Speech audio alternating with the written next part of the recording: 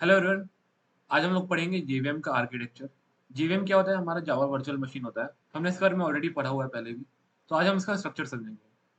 तो suppose suppose suppose हमारे पास एक हॉल है, जो कि एक ब्लैंक हॉल है। ये हमारा मेमोरी है, जेवीएम का मेमोरी है सपोज। और इसमें हमको अगर एक शो करना है, जैसे कि मैजिशियन का शो, तो हमारे पास तीन स्पेसेस होंगे।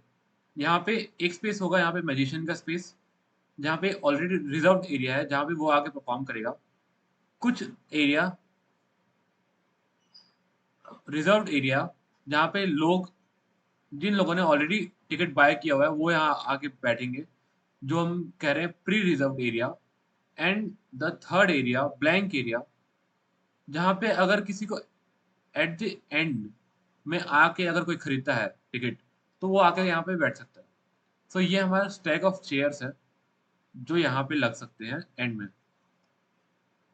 सो हमने अभी देखा, हमारे पास तीन एरिया है मेमोरी के अंदर। पहला, जो मैजिशियन के लिए रिजर्व्ड है। सेकंड, जो ऑलरेडी रिजर्व्ड है, वहाँ के लोग जो ऑलरेडी टिकट खरीद चुके हैं, reserved area. And third, blank area, जहाँ पे at the end, at the time of show, कोई भी अगर आता है तो हम वहाँ पे उसको बैठा सकते हैं। सिमिलरली हमारे पास भी जावा में तीन सेक्शन होते हैं। एक हमारा होता है कोड सेक्शन, एक होता है स्टैक होता है, और एक होता है हमारा हीप। कोड सेक्शन में हमारा सारा कोड रहता है। स्टैक ऑलरेडी जहाँ पे प्री डिफाइंड हमारे वेरिएबल्स वगैरह आके रहेंगे। और heap memory at the end, जहाँ पे हम एट द एंड टाइम पे हमारे जो भी कस्टमर्स आएंगे उसको यहाँ पे बैठा सकते हैं। सो अब हम आगे देखते हैं जेवीएम आर्किटेक्चर को अच्छे से। सपोज हमारे पास ये प्रोग्राम है, इसमें हमारा स्कैनर क्लास है, एडिशन क्लास है, फिर स्कैनर मेथड यूज हुआ है, यहाँ पे सारा यूज हुआ है। सपोज हमारे प्रोग्राम का नाम है एडिशन डॉट जावा। एंड हम इसको कंपाइल करने के बाद हमारे क्लास क्या बन जाएगा? Addition dot class. तो हमारी ये जो कोड वाला फाइल है, ये हमारा कहाँ जाएगा? इस कोड सेक्शन के अंदर जाएगा। हमारा कोड वाला फाइल सारा कोड सेक्शन के अंदर जाएगा। स्टैक के अंदर क्या जाएगा? जो प्री डिफाइंड वेरिएबल्स है, जैसे कि num1, num2, सम। जस्ट लाइक यहाँ पे स्कैनर का हमारा ऑब्जेक्ट बना हुआ था, स्कैनर, ये ऑलरेडी प्री डिफाइंड है। और हमने स्कैनर क्लास को इंपोर्ट किया, तो यहाँ पे स्कैनर हमारा हीप में आएगा। और ये स्कैनर हमारा रेफरेंस है, जो कि इस स्कैनर को पॉइंट कर रहा है। और ये सारा हमारा एग्जीक्यूट होगा सीपीयू में। और सीपीयू एग्जीक्यूट कैसे करेगा? हमारे कोड सेक्शन में जाके कोड दिखेगा। लेकिन हमारे पास कोड कौन सा है? Byte code. फिर इसको जिट कंपाइलर और हमारा इंटरप्रेटर, जो जावा का इंटरप्रेटर है वो, या फिर जिट कंपाइलर जो जेवीएम के अंदर होता है, वो इसको मशीन कोड में कन्वर्ट करेगा। एंड देन ये मशीन कोड हमारे सीपीयू तक जाएगी और वो एग्जीक्यूट होगा। जब हमारा क्लास वाली फाइल जब हमारी लोड होगी मेमोरी में, तो इसको हम बोलते हैं loading.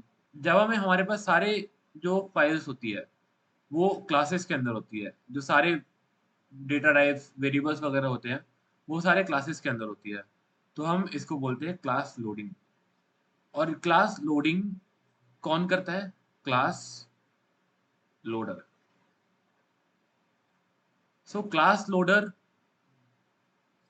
loads the file into the memory.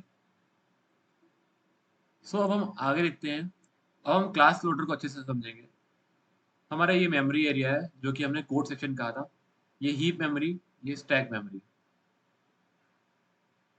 फिर हमारे पास है PC registers, native method stack, native method interface, native method libraries.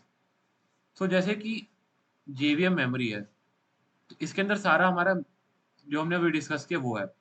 फिर यहाँ पे है एग्जीक्यूशन इंजन। एग्जीक्यूशन इंजन के अंदर क्या क्या होता है?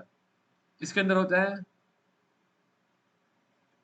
जिट कंपाइलर होता है, जो जेवीएम के अंदर ही आता है। और क्या होता है हमारे इसके अंदर होता है गार्बेज कलेक्टर।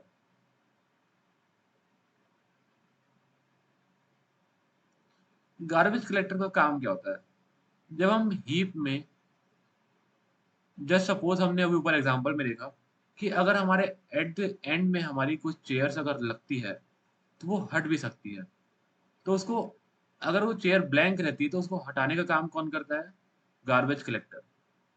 हम उस डेटा को रिमूव करते हैं गार्बेज कलेक्टर से जो हमारे प्रोग्राम में यूज नहीं होती है। तो गार्बेज कलेक्टर का बेसिक काम यही होता है।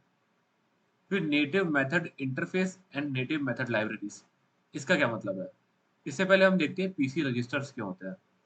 पीसी रजिस्टर्स हमारे जेवीएम मेमोरी के अंदर होते हैं। अगर हमारा किसी सीपीयू है तो सीपीयू को जब हमारे अगर किसी रजिस्टर की जरूरत पड़ती है तो जेवीएम के अंदर ऑलरेडी सम रजिस्टर्स अवेलेबल होते हैं।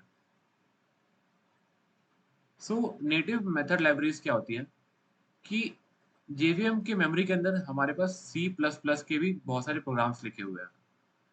तो जैसे सी प्लस प्लस का कोई प्रोग्राम अगर लिखा है तो उसकी जो लाइब्रेरीज है वो यहाँ पे अवेलेबल होंगी। सी प्लस प्लस के इंटरफेस इसके अंदर अवेलेबल होते हैं एंड एक स्टैक मेमोरी अवेलेबल होता है इन सबको मैनेज करने के लिए, native method stack. So basically ये हमारा क्लास लोडर है, ये हमारे प्रोग्राम को मेमोरी में लोड करता है।